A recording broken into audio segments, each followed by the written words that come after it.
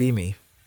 27 years old, work in accounting, live alone in a studio apartment, meet him at a friend's birthday party. His name is Daniel. He's quiet, stands in the corner nursing a beer, watching everyone else have fun. I approach because I'm bored and he looks safe. Not a party person? Not really, just here for my roommate. We talk for an hour. He's careful with his words, thoughtful, listens more than he speaks, gives me his number when I ask, doesn't ask for mine first. Text him a few days later, he responds within minutes. We start talking. He initiates most conversations but never pushy about it. Asks about my day, remembers small details I mentioned weeks ago. Month in, we go on our first date, coffee shop near the park. He shows up 10 minutes early, stands when I arrive, pulls out my chair. Is this too formal? No, it's nice. Conversation flows easy. He asks questions, seems genuinely interested in my answers. Walks me to my car, asks if he can see me again. Yeah, I'd like that. He smiles, it's small but real. Second date, third date, fourth date. He's consistent. Always on time, always attentive, always present. Never pushes for physical stuff, waits for me to make the first move. I kiss him after date 5. He kisses back, gentle and careful. I've been wanting to do that. Why didn't you? Didn't want to assume. We start officially dating. He's the best boyfriend I've ever had on paper. Remembers anniversaries, plans thoughtful dates, texts good morning every day, but something's missing. I can't put my finger on it. He's almost too perfect, too careful, too measured. Never argues, never pushes back, always agreeable. Where do you want to eat? Wherever you want. No, seriously, you pick. I'm happy with anything. It's nice at first, then it's frustrating, then it's boring. 3 months in, I'm already pulling away. Take longer to respond to texts, make excuses to cancel plans. He notices but doesn't call me out, just asks if everything's okay. Yeah, just busy with work. Okay, let me know if you need anything. He's too understanding, too accommodating. Where's the passion, the fire, the intensity? Start comparing him to my ex, who was toxic but exciting. At least with my ex, I felt something, even if it was pain.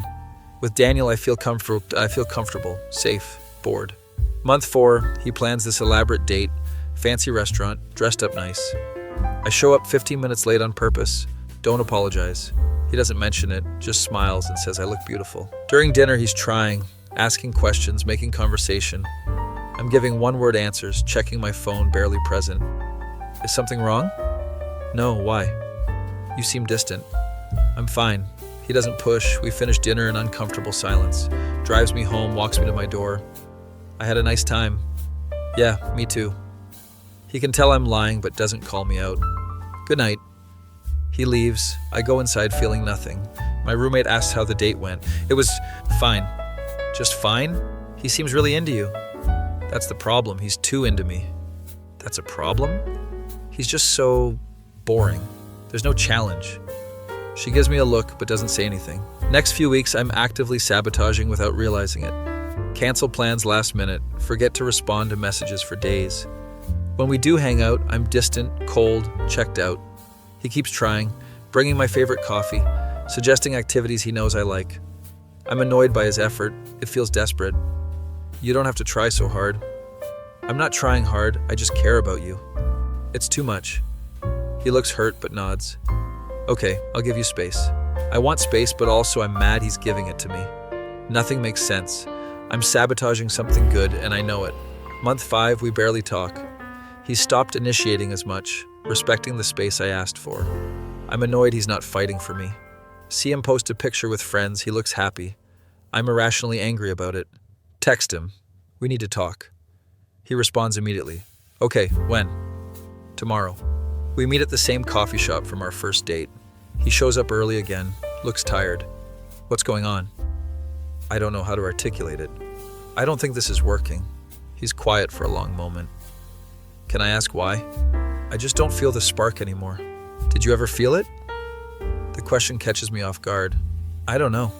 I tried everything. I don't know what else you wanted from me. That's the thing. You tried too hard. It felt forced. I was just trying to make you happy. Well, it didn't work. He nods slowly, stands up. I hope you find what you're looking for. Walks out, doesn't look back.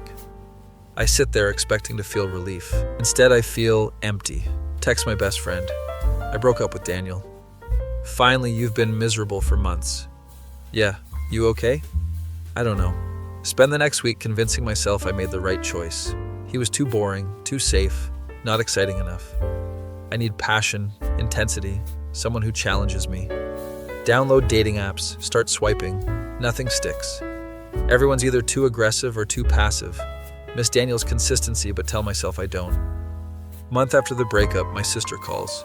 We're not close. She's always been the prettier one, the successful one. Hey, can I ask you something? Sure. Are you still dating that guy, Daniel? My stomach drops. No, we broke up last month. Why? Oh, good, because I ran into him at the gym and we've been talking. Talking? Yeah, he's really sweet. Asked if it was okay to ask me out since you guys dated. My blood runs cold. And what did you say? I said I'd have to ask you first, but I'm asking now. She's not really asking, she's telling. You're seriously interested in my ex? You broke up with him, and you always said he was boring anyway. She's been listening to my complaints, taking notes apparently. I don't know, it's weird. Come on, you don't even want him. Why? Can't I? She's right, I don't want him, but I don't want her to have him either. Do what you want. Thanks, sis, you're the best. She hangs up. I'm sitting in my apartment furious. Text my best friend about it. Your sister is dating Daniel? Apparently. That's kind of messed up, right? But also you did break up with him. Whose side are you on? Reality's side. Few weeks pass, I'm stalking both their social media like a psycho. My sister posts a picture with him. They're at a concert. He looks happy, genuinely happy. She's gorgeous as always. He's looking at her the way he used to look at me. Comments are full of heart emojis and couple goals. I'm seething. Can't even explain why. My mom calls. Did you hear your sister is dating someone? Yeah, I heard. He seems lovely, very polite. She brought him to dinner. He met the family already? Yes, we all loved him. Your father especially. Dad never liked any of my boyfriends. That's great. You don't sound happy. I'm thrilled. Mom knows I'm lying but doesn't push. Month 2 of them dating. They're official on social media. My sister's posting constantly, Daniel in every picture. He's more relaxed with her, smiling more, seems looser. The careful, measured guy I knew is different with her. He's spontaneous, playful, affectionate in photos. Everything he wasn't with me, or maybe everything I didn't let him be. My sister calls again. Can we meet for coffee? Why? Just want to catch up. We meet at a Starbucks. She's glowing. So I wanted to talk to you about Daniel. Do we have to? He told me everything about how things ended. What did he say? That he tried really hard, but you were never really there. That you pulled away every time he got close. My face burns. He said that? Not in a mean way. He still cares about you. But he also said with me, it's different. Different how? I actually want to be with him. I show up, I try. She's not wrong, but it stings. Good for you. Look, I know this is weird, but I really like him. And I think this could be serious. Serious? You've been dating 2 months? When you know, you know. She's smiling this knowing smile. I'm happy for you. No, you're not, but you will be. She leaves, I sit there hating myself. That evening, I'm looking through old messages with Daniel, reading his good morning texts, his thoughtful questions, his patient responses. He was trying. He was always trying. I was the one who was cold, who was distant, who gave him nothing. He wasn't boring. I made it boring by refusing to engage. He wasn't too much. I was too little. Text him without thinking. Hey, can we talk? He responds an hour later. I don't think that's a good idea. Please, I need to apologize. You don't need to apologize, we just weren't compatible. That's not true, I was the problem. I'm with your sister now, this isn't appropriate. I know, I just want you to know I'm sorry. He doesn't respond. I'm blocked the next day. My sister finds out I texted him, she's pissed. Shows up at my apartment unannounced. What the hell are you doing? I was apologizing. You had your chance with him and you blew it. Now you're trying to sabotage my relationship? I'm not trying to sabotage anything. Then stay away from him. You don't get to decide you want him now that he's moved on. She's right. I know she's right. You're right. I'm sorry. You're always sorry after the fact. Maybe try being present in the moment for once. She leaves. I'm alone again. Month 4 of them dating. They're getting serious. Family dinners include him now. I make excuses not to go. Mom notices. We miss you at dinner. Just busy with work. Your sister's boyfriend always asks about you. That's nice. He's very kind, you know. I don't know why it didn't work out with you two. We just weren't right for each other. That's not what your sister says. What does she say? That you never gave him a real chance. Mom's not wrong. Hanging up, I'm looking at my empty apartment. No pictures on the walls, no signs of life, just functional. That's how I treated the relationship, functional but lifeless. Month 6, my sister calls with news. We're moving in together. My heart sinks. That's fast. When it's right, it's right. He's already looking at places.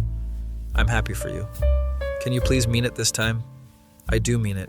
Partially lying, partially true. I am happy for her, but I'm also jealous, bitter, full of regret. They move in together. My sister posts pictures of their new place. It's cozy, warm, filled with plants and pictures. Daniel's smiling in every photo. He looks like he belongs. I'm still in my studio, still alone, still stuck. Download more dating apps, go on terrible dates. Everyone's wrong. Too aggressive, too passive, too boring, too intense. Or maybe I'm the problem. Maybe I've always been the problem. Year after our breakup, my sister gets engaged. She calls me crying happy tears. He proposed at the place where we had our first date. Congratulations. I want you to be my maid of honor. Are you sure? You're my sister. Despite everything. Despite everything. Despite me texting her boyfriend, despite my jealousy. I'd be honored. Wedding planning is torture. Watching her try on dresses, talking about flowers, seating arrangements. Daniel's at some of these planning sessions, polite but distant with me. We don't talk directly, communicate through my sister. It's awkward, tense, my own fault. At a dress fitting, my sister pulls me aside. Can we talk? Sure. I know this is hard for you. I'm fine. You're not fine, and that's okay. But I need you to be okay for the wedding. I will be. He was never yours, you know that, right? You had him, but you never claimed him. Her words cut deep. I know. He wasn't cold. You just gave him nothing to warm up to. The truth sounds worse out loud. I know that now. Do you? Because sometimes I think you still don't get it. She's looking at me with pity. I get it. Good. Because he's mine now, and I'm not letting him go. She's not being mean, just stating facts. Wedding day arrives. I'm in a bridesmaid dress watching my sister marry my ex. She's beautiful, radiant, glowing. Daniel's at the altar, crying when he sees her. He never cried with me, never showed that much emotion. Or maybe he did, and I just never noticed.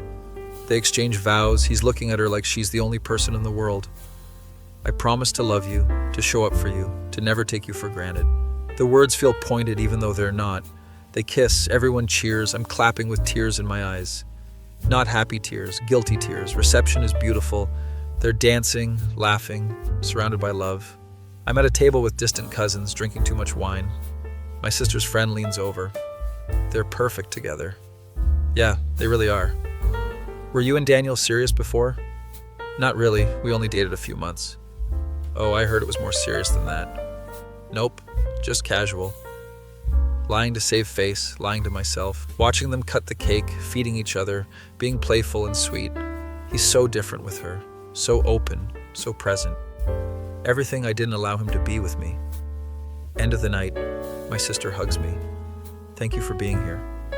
Of course. I know this wasn't easy. You deserve to be happy. So do you. You just have to let yourself be. She doesn't know how right she is. Daniel shakes my hand, formal and distant. Take care of yourself. You too. Make her happy. I plan to. They leave for their honeymoon. I go home alone. Sit in my studio apartment. Still nothing on the walls. Pull up old texts with Daniel. Reread them for the 100th time. All his effort, all his care, all his patience. I gave him nothing back. Just coldness and distance. He wasn't the problem. I was. Year after their wedding, my sister announces she's pregnant. Family group chat explodes with congratulations. I type congrats with shaking hands. She calls me later. I wanted to tell you personally. I'm happy for you. Are you really? Yes, you're going to be a great mom. Thanks. Daniel's already freaking out in the best way. Of course he is. He's the type to be a great dad. That's sweet. I know this is weird for you. It's fine. It was years ago. Time doesn't make feelings less valid. She's being too understanding. I've moved on. Have you? Haven't dated anyone seriously since Daniel, just casual things that go nowhere. I'm working on it. Good. You deserve someone who you'll actually let in. She's right, but it's painful to hear. 9 months later, my sister has a baby girl. I visit the hospital. She's exhausted but glowing. Daniel's holding the baby, looking at her like she's a miracle. Want to hold your niece? Yeah. He carefully passes her to me. Our hands touch briefly. Nothing. No spark, no feeling, just awkward. The baby's beautiful, perfect, loved. She's perfect. She really is. Daniel and my sister are looking at each other with so much love. This is what I could have had if I wasn't so damaged. Hand the baby back. Make an excuse to leave early. You don't have to go. I should let you rest. My sister knows I'm running but doesn't stop me. Driving home crying, not even sure why. Grief for something I never actually had. Grief for the person I couldn't be for him. Grief for the life I sabotaged before it even started. Year later, they have their second child, a boy this time. Family gatherings now include 2 kids. Daniel's fully integrated into the family. He's the son my dad always wanted, the son-in-law my mom brags about. I'm the daughter who's successful at work but alone in life. Mom asks me constantly about dating. Any nice men at work? Not really. You should try one of those apps. I'm on them. And? Nothing serious. She gives me that look, the one that says she's disappointed. You know, your sister's husband was always such a sweet boy. Mom, I'm just saying you had a chance with someone like that. And I blew it, I know. I didn't say that. You didn't have to. Thanksgiving, the whole family's together. Daniel's helping in the kitchen, playing with the kids, being perfect. My sister's watching him with adoration.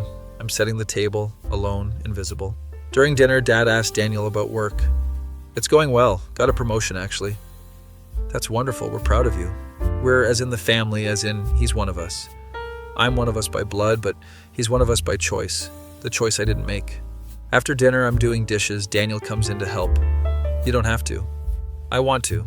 Plus your sister's feeding the baby. We wash in silence, awkward and heavy. Can I say something?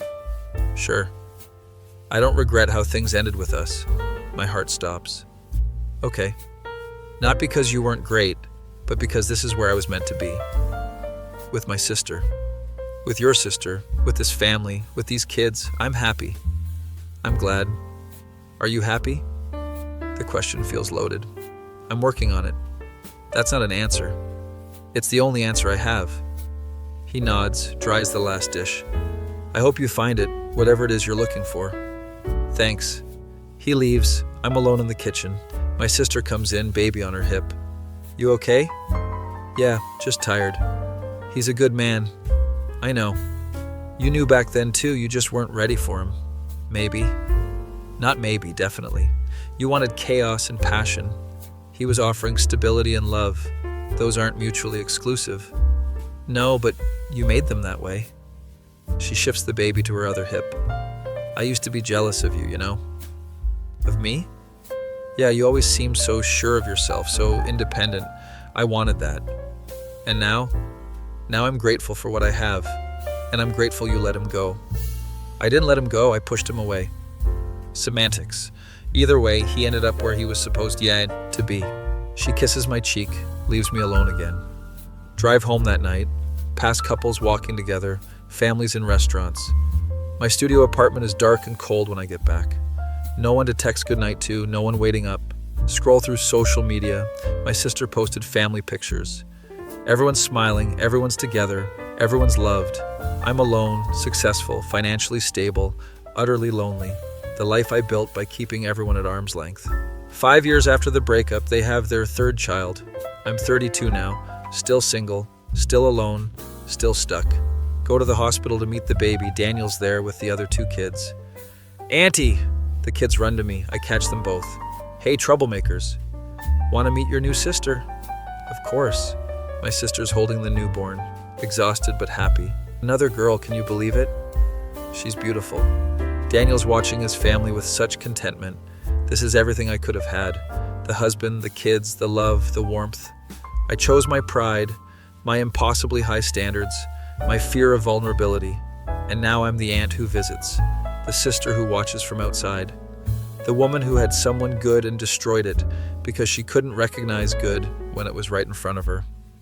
He wasn't cold. I just gave him nothing to warm up to. Built walls instead of bridges, created distance instead of intimacy, sabotaged something real because it didn't match my fantasy of what love should look like. And now he's living the life I could have had with someone who actually showed up.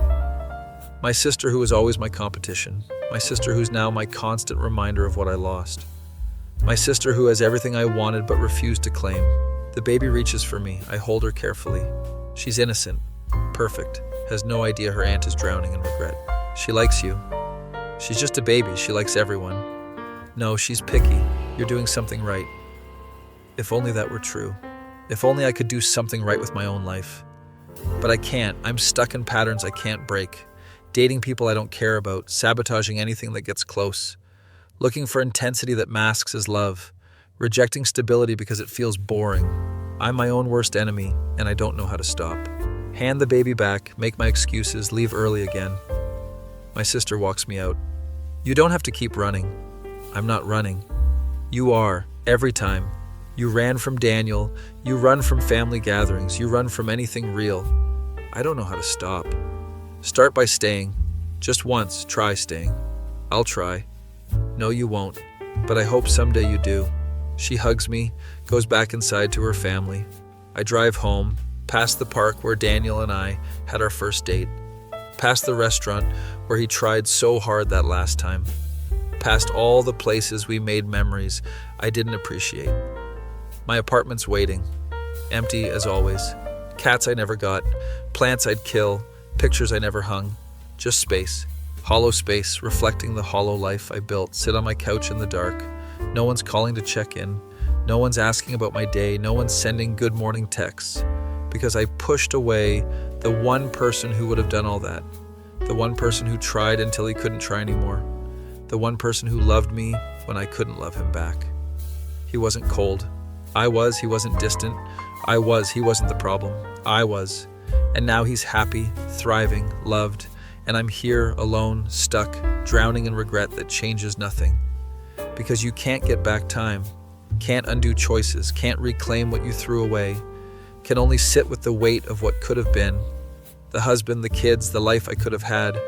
If only I'd been brave enough to let him in. If only I'd given him something to warm up to, but I didn't. And now it's too late. He's hers, the family's theirs, the future's theirs. And I'm just the bitter sister who watches from outside. The cautionary tale no one talks about, but everyone thinks about. The woman who had everything and chose nothing, because nothing felt safer than something real.